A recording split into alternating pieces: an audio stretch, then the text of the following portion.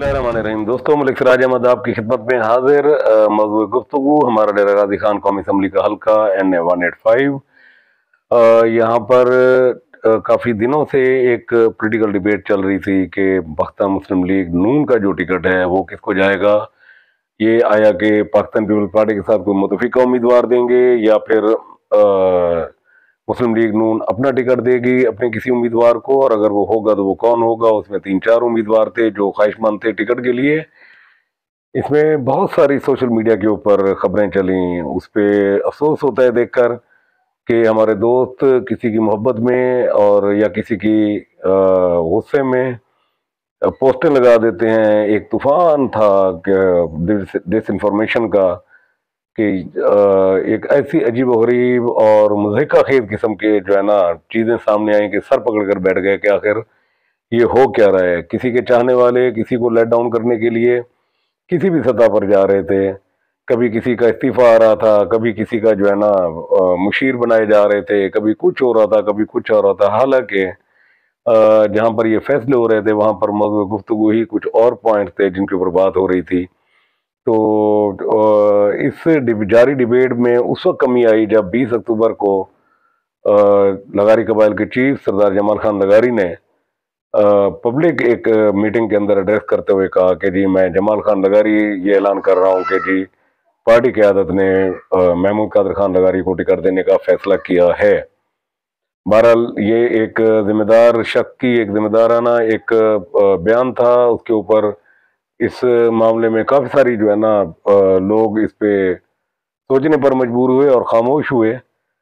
लेकिन इसके बावजूद भी जो डिसइंफॉर्मेशन का सिलसिला था वो रुका नहीं। तो आज दिन में तकरीबन कोई 12:30 पौने 1 बजे के करीब मेरा टेलीफोनिक रब्ता हुआ सरदार महमूद कादर खान लगारी से, और उन्होंने कहा कि जी बिल्कुल मुझे टिकट मिल गया है और मैं अब से कुछ देर बाद डेरा गाजी खान के लिए रवाना होने वाला हूँ। तो उसके बाद मैंने पहली दफ़ा अपने फेसबुक अकाउंट के ऊपर ये लिखा कि जी टिकट का फैसला हो गया और NA 185 पाकिस्तान मुस्लिम लीग नून का टिकट सरदार महमूद कादर खान लगारी को मिल गया है। तो ये तो थी अब तक की पाकिस्तान मुस्लिम लीग नून के टिकट के हवाले से एक पॉलिटिकल डिबेट जो चल रही थी। अब होंगे इलेक्शन के ऊपर बात, उसके ऊपर प्रोग्राम और लोगों की राय, लोगों की जो है ना जमहूर का फैसला, और उसमें होगा कि उम्मीदवारों के दरमियान कंपैरिजन। लेकिन इससे पहले एक छोटी सी बात, अब वो दूसरे सवालात लोगों के शुरू हो गए कि आया कि पाकिस्तान मुस्लिम लीग नून के जो दीगर ख्वाहिशमंद थे टिकट के उम्मीदवार उनका अब क्या होगा।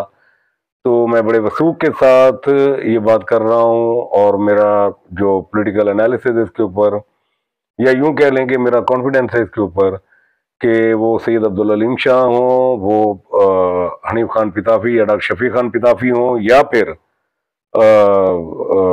जो है ना उसामा अब्दुल करीम, ये पाकिस्तान मुस्लिम लीग नून के उम्मीदवार को अपोज नहीं करेंगे, ये उसकी सपोर्ट करेंगे, ये उसके लिए कैंपेन करेंगे।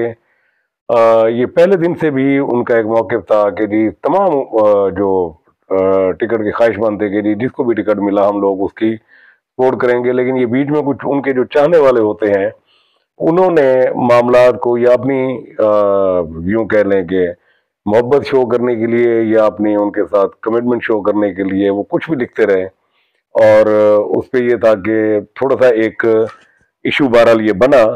लेकिन उम्मीदवारों की हद तक ये बात बहरहाल मैं जानता हूँ, और मेरी रात भी गुज़श्ता रात जो गुजरी है वो उसामा अब्दुल करीम के साथ बात हुई। उनका वही असूली मौक़िफ़ जो पहले था कि जनाब टिकट अगर हमें मिल गया तो इलेक्शन लड़ेंगे, अगर किसी और को मिला तो पार्टी फैसले का एहतराम करते हुए हम उनके जो है ना कैंपेन करेंगे। तो महमूद कादर खान लगारी को टिकट मिलने के बाद दूसरी बात कि तमाम जो दीगर उम्मीदवार थे वो इसकी मुस्लिम लीग नून के जो टिकट होल्डर होगा उसकी वो हिमायत करेंगे। इसलिए कोई इस एडवेंचर को ना सोचे कि नून लीग की टिकट का कोई ख्वाहिशमंद अगर टिकट नहीं मिला तो वो आज़ाद हैसियत में इलेक्शन लड़ेगा, तो कोई नहीं लड़ेगा।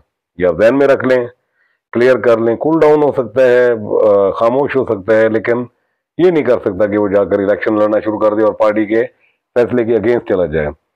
अब आ जाते हैं दीगर जो उम्मीदवार हैं दूसरे मरले पे। अब यूं कह लें कि महमूद कादर खान लगारी पाकिस्तान मुस्लिम लीग नून की तरफ से, पाकिस्तान पीपल्स पार्टी की तरफ से साबिक वज़ीर आला पंजाब सरदार दोस्त मोहम्मद खान खोसा, जमीयत उलमा पाकिस्तान की तरफ से अब्दुल अजीज बलोच, और उसके अलावा अखवान हुमायूं अभी हैं, उनका भी फैसला होना बाकी है कि उनको पार्टी अलाउड करती है या नहीं करती। उसमें मोहम्मद अली खान फैसल सद्दुज़ई हैं, उसमें पीएनपी के सुहेल हैं, और इसके अलावा बाकी कवरिंग कैंडिडेट्स हैं। तो अब इन शख्सियात के दरमियान कंपैरिजन शुरू होगा कि इलेक्शन की सूरत हाल क्या रहेगी, हल्कों के अंदर या किस एरिया के अंदर किसको कितना वोट पड़ सकता है। तो आइंदा प्रोग्राम हम इनके ऊपर करने जा रहे हैं। तो आज के दिन की जो मेन बात थी वो ये थी कि मेरी टेलीफोनिक गुफ्तगू हुई सरदार महमूद कादर खान लगारी से, और उन्होंने इस बात को कंफर्म किया कि उनको पाकिस्तान मुस्लिम लीग नून का टिकट मिल चुका है और वो वापस जज्जी खान के लिए रवाना हो गए हैं। ये बुनियादी तौर पर सरदार अवैस अहमद खान लगारी, जो पाकिस्तान मुस्लिम लीग नून पंजाब के सेक्रेटरी जनरल हैं और फेडरल मिनिस्टर हैं पावर के, ये बुनियादी तौर पर उनकी जो है ना कोशिशों का नतीजा था कि लिगारी ग्रुप का एक बहुत बड़ा एक धड़ा जो वो कौमी और सूबाई समझों की नशिस्तों के ऊपर विराजमान है, एक बड़े ग्रुप को लीड कर रहे हैं। और उसके बाद सरदार अवैस खान लगारी का मुस्लिम लीग नून के अंदर जो वर्थ है या पार्टी क़यादत के नज़दीक उनकी जो अहमियत है उससे इनकार मुमकिन नहीं है। और अगर सरदार अवैस अहमद खान लगारी किसी टिकट की ख्वाहिश का इज़हार करें तो ये मुमकिन नहीं है पार्टी क़यादत के लिए कि वो अपने इतने करीबी और इतने फेवरेट बंदे के लिए उस टिकट को रिफ्यूज़ कर दें।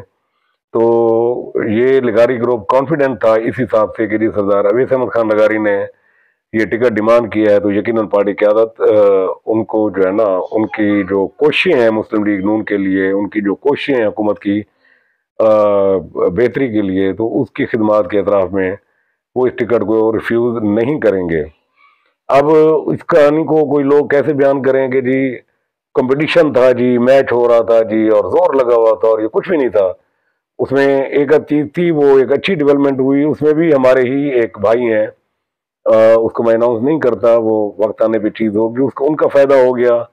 और उस पर यह है कि ये टिकट सरदार अवैस अहमद खान लगारी को पहले दिन समथिंग कह रहे थे कि मैच पड़ेगा सेनेटर डॉक्टर हाफिज अब्दुल करीम और फेडरल मिनिस्टर सरदार अवैस अहमद खान लगारी के बीच में। वही डिस्कशन में होंगे, वही एक दूसरे को बार्गेन कर सकते हैं, वही दो बड़े धड़े हैं यहाँ पर, वही कुछ हुआ। और इन्हीं के दरमियान ही अगर कोई बात थी, तीसरे का तो कहीं जिक्र ही कहीं नहीं था।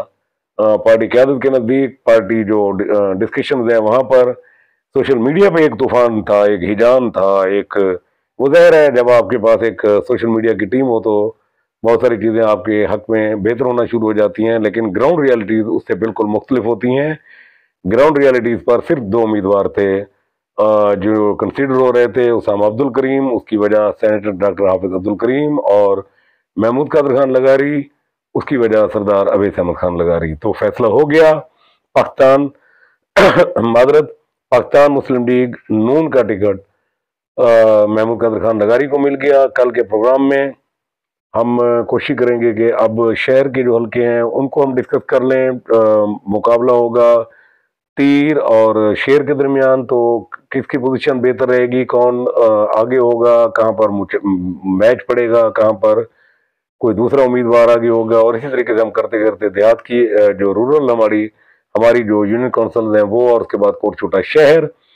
तो मैंने कल भी कहा था, आज एक बार फिर अर्ज कर दूं कि अददी तौर पर हाफिज ग्रुप, लिगारी ग्रुप, सैयद अब्दुल अलीम शाह और पिताफी ग्रुप, ये एक बहुत बड़ी मेजॉरिटी बनती है इलेक्शन के हवाले से। लेकिन एक बात जो अभी डेवलपमेंट हुई है वो ये है कि सुना है कि सरदार सैफुद्दीन खान खोसा भी सरदार दोस्त मोहम्मद खान खोसा के लिए वोट मांग रहे हैं। ये बातें सुनने को मिल रही हैं।